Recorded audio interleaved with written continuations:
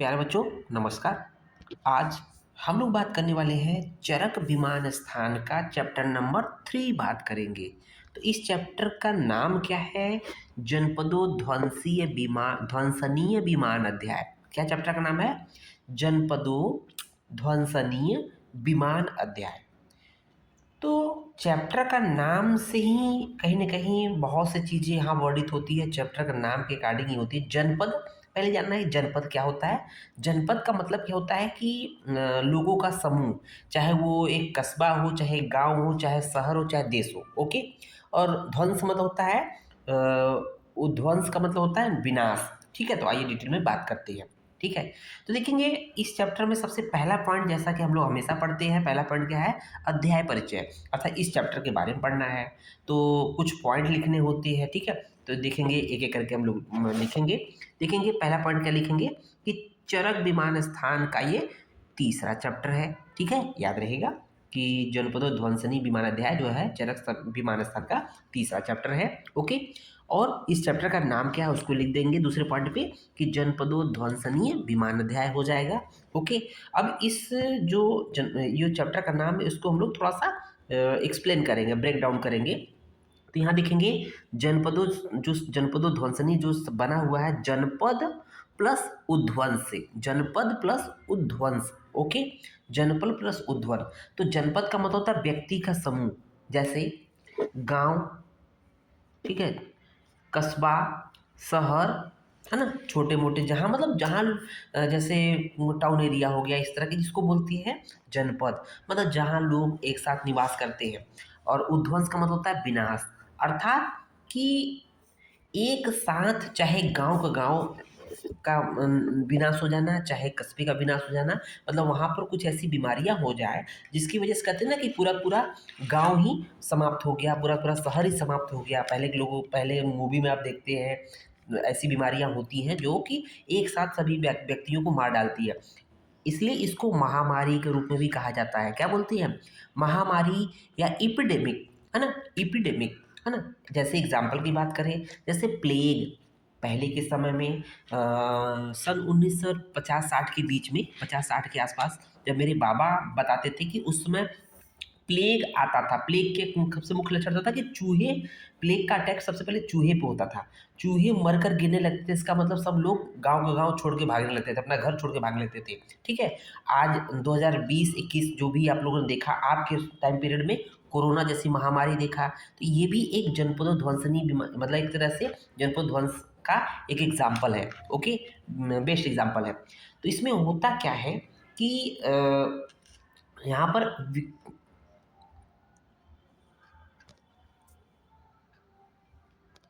साथ ही साथ देखेंगे इस चैप्टर में, इस अध्याय में क्या वर्णन है? विकृत व अविकृत वायु जल देश काल का वर्णन है। कहीं कि जनपद ध्वंस जो है मुख्य रूप से इन्हीं चार पर डिपेंड करता है, निर्भर करता है। विकृत व अविकृत वायु जल देश काल का वर्णन है। साथ ही साथ अवतर्पण के भेदों का वर्णन किया गया है। तो ये तो आपका अध्याय परिचय हो गया। अब देखते हैं इसका सेकेंड पॉइंट जो है सिलेबस का, सिद्धांत विवरण। सिद्धांत विवरण में एक एक करके बात करेंगे। पहला पॉइंट हम लोग का है कि importance of timely collection of medicine. कहने का मतलब कि समय पर इकट्ठा या कलेक्ट की गई औषधियों का महत्व। ये किस समय की बात हो रही है? तो ये जब आपको ऐसा लग रहा है कि अब मतलब महामारी आने वाली है, तो समय पर अगर औषधियाँ कलेक्ट करके रख लेंगे तो क्या होगा कि कोई बड़ी से बड़ी व्याधि आ जाएगी, बीमारी आ जाएगी, तो उसके द्वारा जो रोग ग्रसित होंगे व्यक्ति लोग, मतलब जो रोगों से ग्रसित होंगे, रोग उत्पन्न होंगे, उसका समय से इलाज किया जा सकता है, लोगों को बचाया जा सकता है। इसलिए समय पर इकट्ठा की गई औषधियों का महत्व के बारे में बात करेंगे। तो रेफरेंस देखेंगे चरक विमान स्थान के तीसरे चैप्टर का श्लोक नंबर 4 देखेंगे। तो यहाँ देखेंगे वहाँ क्या है, एक्सप्लेनेशन देखेंगे कि विनाश होने से पहले, विनाश होने के पहले इसका मतलब जनपद ध्वंस होने के पहले, कोई महामारी आने के पहले, और भूमि के रस रहित होने के पहले। क्योंकि जब इस तरह की सिचुएशन पैदा होगी ना, तो वहाँ पर पूरा का पूरा इन्वायरमेंट बिल्कुल बदल जाएगा। वहाँ की भूमि जो होती बिल्कुल बदल जाएगी, वहाँ की औषधियाँ बदल जाएंगी। अगर बीमारी के बाद आप अगर औषधियों कलेक्ट करेंगे तो औषधियाँ कामदायक मतलब लाभकारी नहीं होंगी, वो रस गुण विपाक नहीं पाई जाएगी, इसलिए उसको समय से पहले विनाश से पहले ही उसको कलेक्ट करना है। तो कह रहा है विनाश होने के पहले और भूमि के रस रहित होने के पहले एवं औषधियाँ जब तक रस वीर विपाक प्रभावहीन नहीं होती है, मतलब जब तक गुणकारी है, रस गुण वीर विपाक प्रभाव से युक्त है, तब तक औषधियों को उखाड़ लेना चाहिए, उसको अर्थात कल्टीवेट कर लेना चाहिए, मतलब जहाँ से भी उठाना है उखाड़ना है उठा लेना चाहिए। उसके बाद देखेंगे औषधियों के उचित प्रकार से उखाड़ लेने पर, मीन्स पर्टिकुलर फील्ड से कलेक्ट कर लेने पर, उचित रूप से बना लेने पर, उखाड़ने के बाद ऐसा तो है नहीं कि उसको डिफरेंट, चाहे चूर्ण के रूप में, पाउडर के रूप में, कल के रूप में, वटी के रूप में आप उसको प्रिपेयर करके रख लिया, ठीक है। और उचित रूप से उनके रस वीर विपाक प्रभाव का विचार कर कि पर्टिकुलर जो औषधि है उसमें क्या रस है, क्या गुण है, क्या वीर है, क्या विपाक है, उनका एक पहचान करके, उनको जान करके प्रयोग किए जाने पर, अगर इस तरह की चीज़ें कर लेंगे तो अगर जब महामारी आएगी तो उस समय प्रयोग किए जाने पर जनपदों ध्वंस करने वाले रोगों की चिकित्सा में कोई कठिनाई नहीं होती है।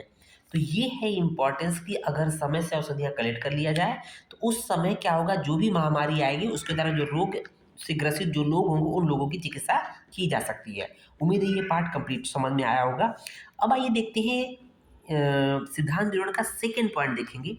क्या है सेकेंड पॉइंट, जो कि इस चैप्टर का वेरी वेरी इंपॉर्टेंट है, आप लोग के वाइवा में अक्सर पूछा जाता है, मल्टीपल चॉइस क्वेश्चन में अक्सर पूछा जाता है। क्या?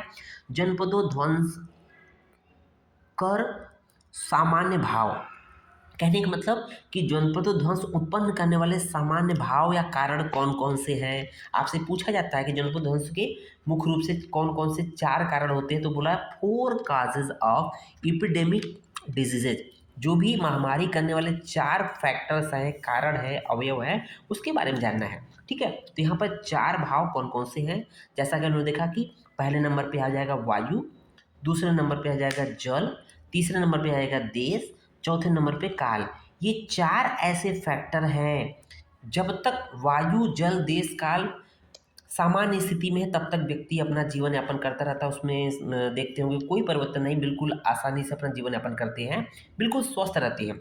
लेकिन जैसे ही विकृत होते हैं, जब कोई महामारी आती है, विकृत आती है, जैसे कोविड हुआ था तो उस समय क्या हुआ था, तो वायु दूषित हो गया था, छींकने खांसने से क्या होता था, एयर ड्रॉपलेट इन्फेक्शन होता था, उसके वायरस देखते हैं, मास्क का प्रयोग करते, तो यहाँ पर क्या वायु विकृत हो गया था। वायु विकृत होने से, उस समय वायु विकृत होने से क्या होता है, जनपद ध्वंस अर्थात कोरोना जैसी महामारी आई थी, उसी को हम लोग जनपद ध्वंस या एपिडेमिक या महामारी, इसके एग्जाम्पल में कोरोना प्लेग हम लोगों ने एग्जाम्पल दिया है। ये तो चीज़ समझ में आएगा कि जनपद ध्वंस उत्पन्न करने वाले 4 सामान्य कारण या सामान्य भाव वायु जल देश काल है। ये फैक्टर है जो सीक्वेंस में याद रखेगा। ओके, आगे चल बढ़ते हैं।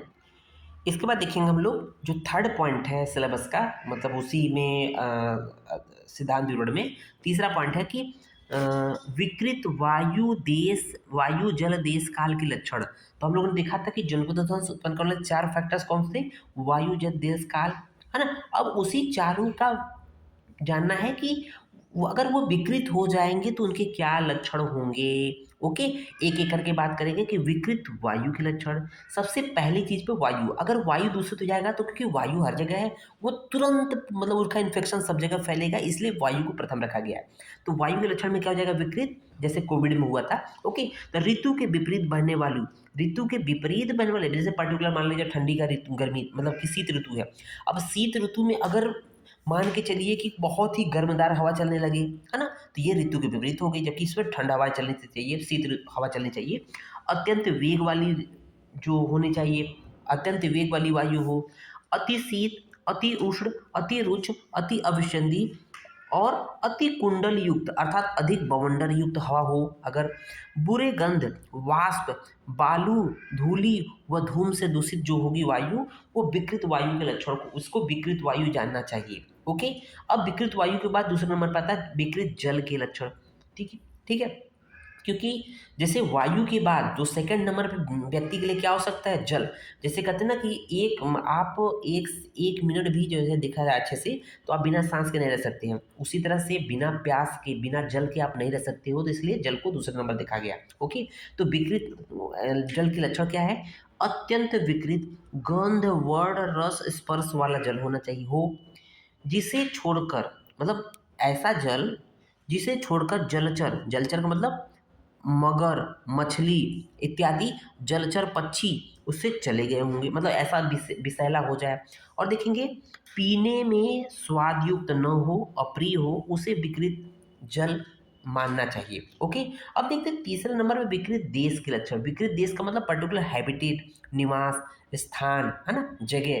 तो जहाँ के जलाशय, जिस स्थान के जलाशय, है ना, तालाब क्षुब्ध हो गए हों, बिल्कुल ग्रसित हो गए हों, मतलब दुर्गंधित हो गए हों, है ना, दूषित हो गए हों, उसमें बड़ी लहरें उत्पन्न होती है। क्षुब्ध का मतलब उसमें बड़ी बड़ी लहरें उत्पन्न हो गई हो, जैसे समुद्र की तरफ।